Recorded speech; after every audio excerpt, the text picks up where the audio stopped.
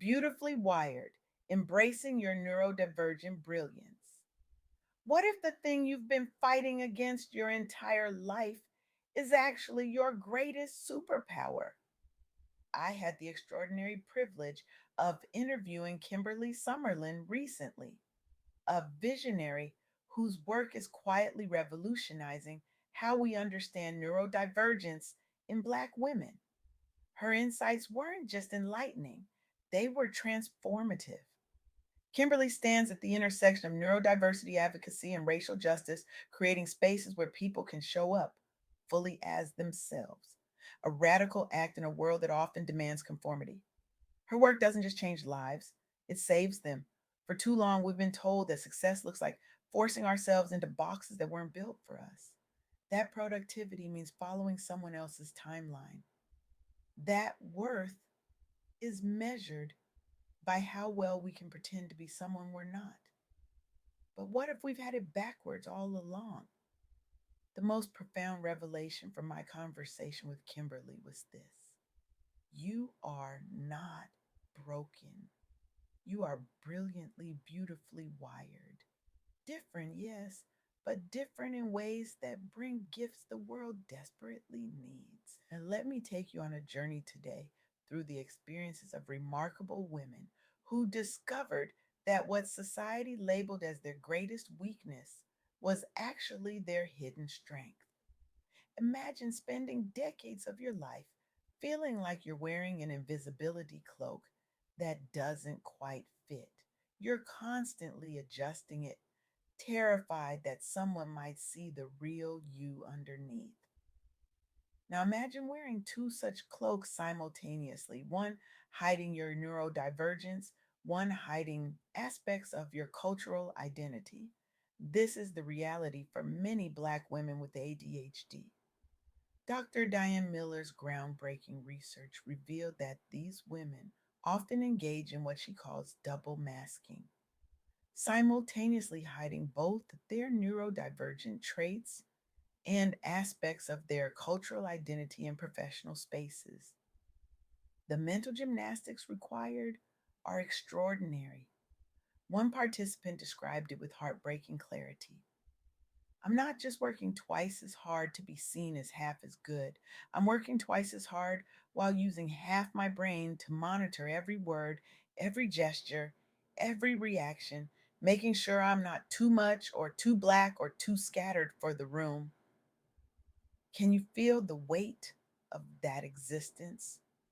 The exhaustion, the perpetual performance, the compounded stress from societal expectations around professionalism. That twice as good burden, layered with internalized shame from undiagnosed symptoms, creates a perfect storm of burnout.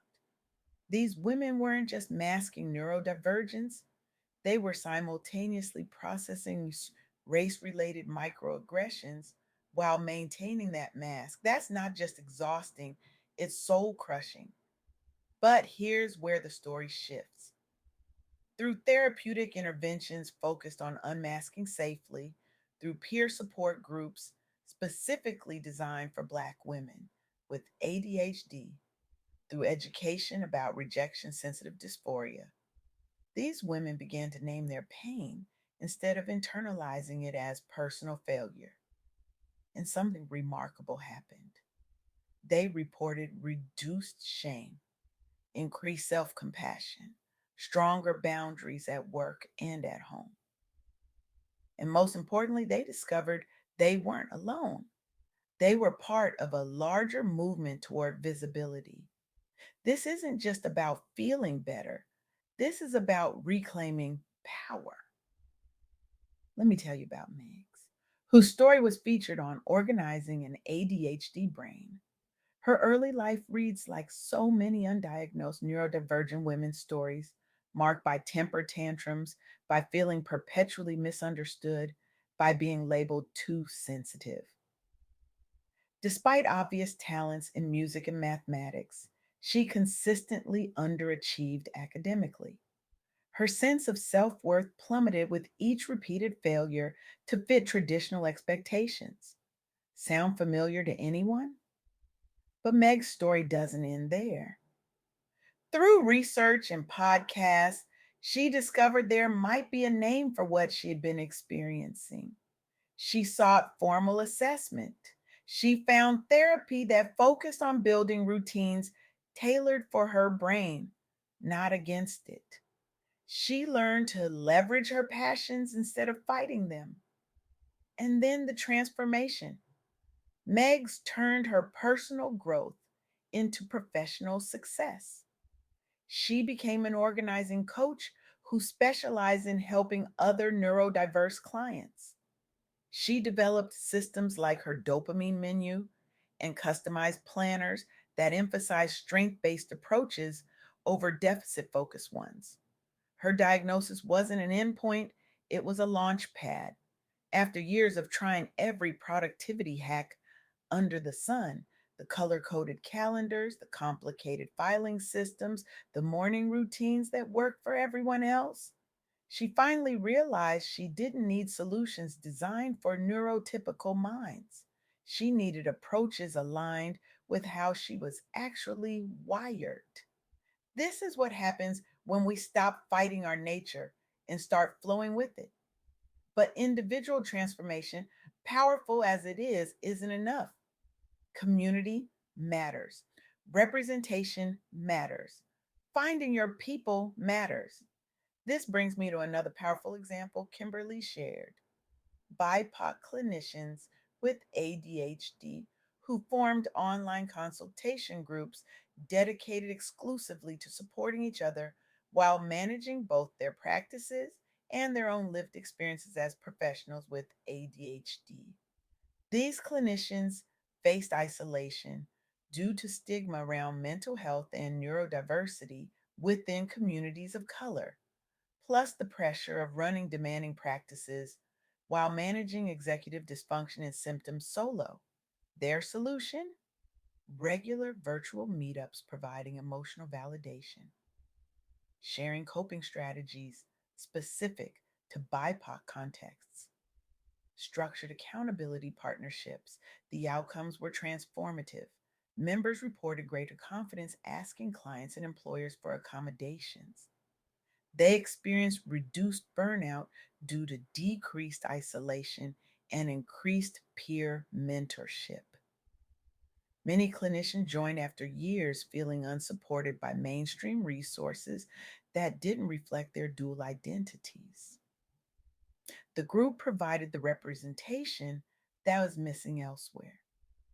These networks have begun shifting conversations around what sustainable success looks like, forging new models where thriving includes honoring one's differences openly rather than hiding them. This is what healing looks like in community. Now, I want to pause here and acknowledge something important. If you're sitting there thinking, this doesn't apply to me, I don't have ADHD, I invite you to consider a broader truth. We all mask parts of ourselves. We all struggle with feeling too much or not enough in different contexts. We all know what it's like to dim our light to make others comfortable. The specific neurodivergence isn't the only point here. The point is what happens when we stop pathologizing our differences and start embracing them as strengths. The point is what becomes possible when we replace judgment with curiosity. The point is how our lives transform when we practice self compassion instead of self criticism. From my conversation with Kimberly Summerlin, three essential truths emerged that apply to all of us, regardless of our neurological wiring. First, you are not broken, you are brilliant. Embracing the truth that living with differences is not a sign of failure or brokenness is the beginning of living authentically and powerfully. Second, self compassion is essential to healing. The journey starts when you replace self judgment with curiosity and compassion. Naming your experiences allows you to release shame, build supportive system for yourself, and honor your rhythms rather than forcing yourself into someone else's mold. And third, community and representation matter. You are not alone in your experience. Finding community support makes healing possible, helps break cycles of silence, and empowers others to seek help too. So, where do we go from here? I challenge you today to examine the parts of yourself you've been hiding, the traits you've been ashamed of, the differences you've been desperately trying to correct. What if those aren't your flaws, but your features? What if your sensitivity isn't weakness, but a superpower of empathy? What if your distractibility isn't deficiency, but a gift of making connections others miss? What if your impulsivity isn't recklessness, but courage to act when others hesitate? Um, I challenge you to find one thing about yourself that you've been fighting against and ask, what if this is actually my strength? I challenge you to extend the same compassionate curiosity to others. When someone behaves in ways you don't understand, ask yourself, what if they're not broken, but brilliantly wired in ways I haven't yet appreciated? And finally, I challenge you to create spaces in your workplaces, in your communities, in your families, where people can show up authentically, where masks can be safely removed, where differences aren't just tolerated but celebrated. Because here's the truth, we are facing complex, unprecedented challenges in our world today. Challenges that won't be solved by conformity, challenges that require diverse minds thinking in diverse ways. We need your unique wiring, we need your different perspective. We need you, not the masked version, not the diminished version, but the full, authentic, brilliantly wired you. In the words of one participant from the BIPOC clinicians group, I spent 37 years trying to be normal. I'll spend the rest of my life being extraordinary. What might become possible if we all did the same? The world doesn't need more people pretending to be someone they're not. The world needs you, fully, authentically, brilliantly you, because you are not broken. You are beautifully wired. And that is your superpower.